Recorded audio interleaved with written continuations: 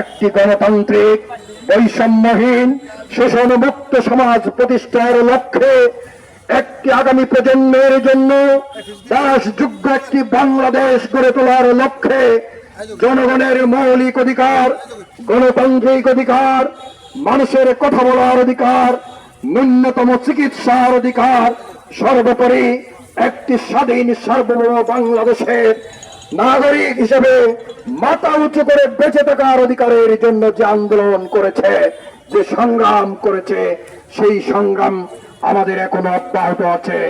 আমরা যেদিন একটি গণতান্ত্রিক প্রক্রিয়ায় সুষ্ঠু অবাধ নিরপেক্ষ নির্বাচনের মধ্য দিয়ে বাংলাদেশের জনগণের গণতান্ত্রিক অধিকার, ভোটাধিকার প্রয়োগের মাধ্যমে একটি গণতান্ত্রিক সরকার প্রতিষ্ঠিত করতে পারব, সেই দিনই হবে আমাদের সংগ্রামের যবনিকা। সুতরাং আমি আজকে আপনাদেরকে অনুরোধ করব, আগামী দিনে আমাদের জন্য কঠিন চ্যালেঞ্জ অপেক্ষা করছে।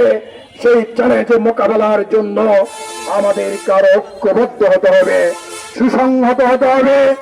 দল গ্রুপ যে যাই করবে না করুক, আমরা সবাই বেগম খালেদা জিয়ার নেতৃত্ব ঐক্যবদ্ধ।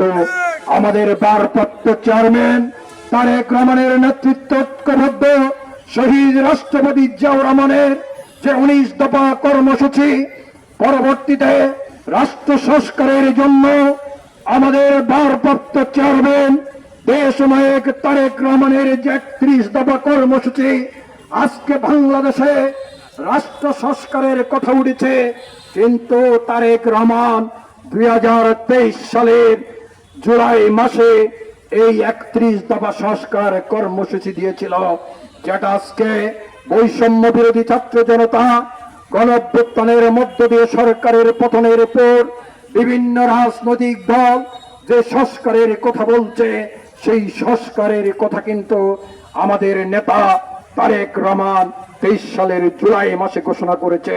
সেই রাষ্ট্র কাঠামো সংস্কারের মধ্য দিয়ে একটি বৈষম্য মুক্ত রাষ্ট্র প্রতিষ্ঠার জন্য আসুন আমরা সকলে গ্রুপ এবং রাজনৈতিক দলাদলি প্রতিহিংসাবাদ দিয়ে বৃহত্তর ঐক্যের মধ্য দিয়ে একটি গণতান্ত্রিক রাষ্ট্র কায়েম করি।